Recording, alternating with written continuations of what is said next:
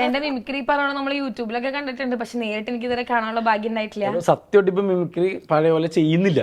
ഞാൻ ഇന്നലെയും പറഞ്ഞു എനിക്ക് എനിക്ക് വേണ്ടി ഒരെണ്ണം. ഓക്കെ, അങ്ങനെയാണെങ്കില് അതൊരു പാട്ട് തന്നെ പഠിക്കാം എന്തായാലും. ജഗതി ചേട്ടന്റെ കഥാപ്രസംഗം തന്നെയാണ്.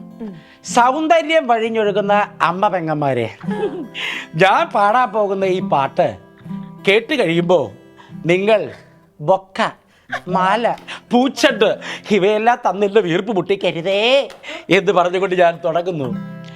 രാമ ശ്രീരാമ തേടി വരുന്നു ഞാൻ, നീ പോകും വഴിയല്ല ഈ സീത വരും കൂടെ, കുളിരുള്ള പൂമ്പുഴയിൽ കുളിക്കാലോ. ശരിക്കും എനിക്കൊരു കലോത്സവത്തിന് എനിക്ക് ഫീൽ ഇട്ടിട്ടോ. അയ്യോ നല്ല രസമുണ്ട് കേട്ടാ. അപ്പൊ ഈ കൂടൽ എന്ന് പറയുമ്പോ ഈ പറഞ്ഞ പോലെ ഞാൻ ആദ്യം പറഞ്ഞു, നമ്മുടെ ഉള്ളിലേക്ക് പല അർത്ഥങ്ങൾ വരും. ഒന്ന് ഈ കൂടൽ എന്ന് പറയുമ്പോൾ കുറെ മിക്സർ ഓഫ് കൾച്ചേഴ്സിന്റെ ഒരു ഇത് വരും. പിന്നെ ഈ പറഞ്ഞ പോലെ നമ്മൾ ചിയേഴ്സ് ഒരു കൂടൽ, ആ ഒരു കൂടൽ വരും.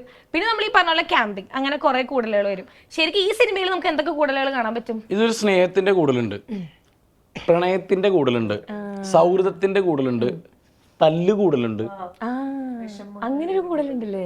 അങ്ങനെ പിന്നെ നമ്മുടെ കൂടലുണ്ട്. നമ്മളുടെ കൂടലേത്? നമ്മള് പാട്ടില് കൂടിയില്ലേ? നമ്മള് പാർട്ടി കൂടിയത്. നിങ്ങള് വേറൊരു രീതി പറഞ്ഞല്ലോ.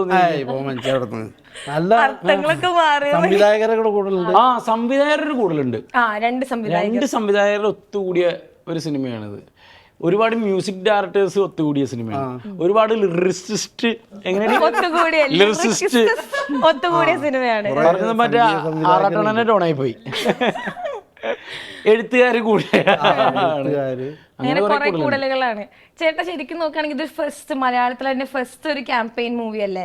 ശരിക്കും ഇത് ചെയ്യണ സമയത്ത് ഇപ്പൊ ഇങ്ങനെ ഒരു സ്ക്രിപ്റ്റ് കേൾക്കുമ്പോൾ ഒരു ഫസ്റ്റ് ടൈമാണ് ഇങ്ങനത്തെ ഒരു സംഭവം നമ്മുടെ ഇൻഡസ്ട്രിയിലേക്ക് വരുന്നത്. അപ്പൊ നിങ്ങളുടെ ഉള്ളിൽ ഉണ്ടായിരുന്ന എന്തെങ്കിലും പേടി അല്ലെങ്കിൽ ഇത് ചെയ്യാനുണ്ടായിരുന്ന ചലഞ്ചസ് അങ്ങനെ എന്തെങ്കിലും ഉണ്ടായിരുന്നോ? അല്ല, കഥ ഭയങ്കര രസമുണ്ടായിരുന്നു. വളരെ ജെന്യൂനായിട്ട് പറഞ്ഞു കഴിഞ്ഞാൽ എനിക്ക് ഇപ്പോൾ ഞാനിങ്ങനെ ഭയങ്കരമായിട്ട് കുറേ പടങ്ങളൊന്നും അഭിനയിച്ചിട്ടില്ലല്ലോ. ഞാൻ വളരെ കുറച്ച് പടങ്ങളെ അഭിനയിച്ചിട്ടുള്ളൂ ഈ കൊല്ലങ്ങളുടെ ഇടയിൽ. അപ്പോൾ നമുക്ക് ഭയങ്കര ഇഷ്ടപ്പെട്ട് തോന്നിയ ഒരു സബ്ജക്റ്റാണിത്. അപ്പോൾ ആദ്യമായിട്ട് സ്ട്രേഞ്ചേഴ്സിനെ പറ്റി പറയുന്നു, അതിലൊരു പ്രണയം വരുന്നു, ഇത്രയും പാട്ടുകൾ നല്ലത് വരുന്നു. കാരണം എനിക്ക് ഇതിൻ്റെ ഡയറക്ടർ ഷാഫിക്കയാണ് കഥ പറഞ്ഞു തരുന്നത്. ഷാനുക്കയും ഇവർ രണ്ടും കൊണ്ട് ഒരുമിച്ച് ചെയ്യുന്നതാണ്. അപ്പോൾ ഇതിൽ ഷാഫിക്കയുടെ പഴയ അത് നേരത്തെ ചെയ്ത പടം ചെക്കൻ എന്ന് പറഞ്ഞ പടത്തിലെ പാട്ടൊക്കെ എനിക്ക് ഭയങ്കര ഇഷ്ടമാണ്. ഈ പുള്ളിക്കാരനെ ഞാൻ കാണുന്നതിന് മുമ്പേ എനിക്ക് പുള്ളിക്കാരൻ്റെ പാട്ട് ഭയങ്കര ഇഷ്ടമാണ്. പുള്ളിക്കാരനെ കണ്ടു കഴിഞ്ഞപ്പോഴേക്കുമാണ് എനിക്ക് കൂടുതൽ ഇഷ്ടപ്പെട്ടത്. അങ്ങനെ ഞാൻ പറയാ പോയി. അപ്പൊ എല്ലാം കൊണ്ടും ആ പടം ചൂസ് ചെയ്യായിരുന്നു. ഈ പുള്ളിയുടെ ഒരു ടാഗ് ലൈൻ ഉണ്ട് ഞങ്ങൾ എമ്മി കാണുമ്പോഴുള്ള സ്ഥിരം പറയണത്. അല്ല, അതിന്റെ മുന്നേ ഞങ്ങൾ കണ്ടിട്ടുണ്ട്. മൂപ്പർക്ക് ഓർമ്മ മൂകാംബികയിൽ വെച്ചിട്ട് വെച്ച് കണ്ടിട്ടുണ്ട്. കണ്ടാ ഞങ്ങള് സരസ്വതി ദേവിയുടെ അത് നിമിത്താണ്. ഓർമ്മയില്ല, എനിക്ക് ഓർമ്മയില്ല. പുള്ളി റെക്കോർഡിങ്ങിന് വരുമ്പോഴേ എന്നോട് ചോദിച്ചു നിങ്ങൾ എവിടെയോ ഞാൻ കണ്ടിട്ടുണ്ടെന്ന്. അപ്പം ഞാൻ പറഞ്ഞു ഇന്നലെ നമ്മള് പൂജയ്ക്കൊക്കെ വന്നിരുന്നു. അതല്ല, വേറെ എവിടെ കണ്ടിട്ടുണ്ടെന്ന് പറഞ്ഞു. അപ്പോൾ ഞാൻ ഒരു ഫോട്ടോ കാണിച്ചെടുത്ത് മൂകാംബികയിൽ വെച്ചിട്ട് ഞങ്ങള്. പുള്ളിയുടെ ഒരു ടാഗ് ലൈൻ ഡയലോഗ് ഉണ്ട്, അത് നല്ല രസമുള്ള ഡയലോഗാ. പുള്ളി എപ്പോഴും എന്നെ കാണുമ്പോൾ പറയും, ഞാൻ വലിയ ആളാവും നിങ്ങൾ മറക്കരുതിട്ടോ എന്നെ എന്ന്. മനസ്സിലായില്ലേ? ഞാൻ വലിയ ആളായാല് എന്നെ ഓർക്കണം.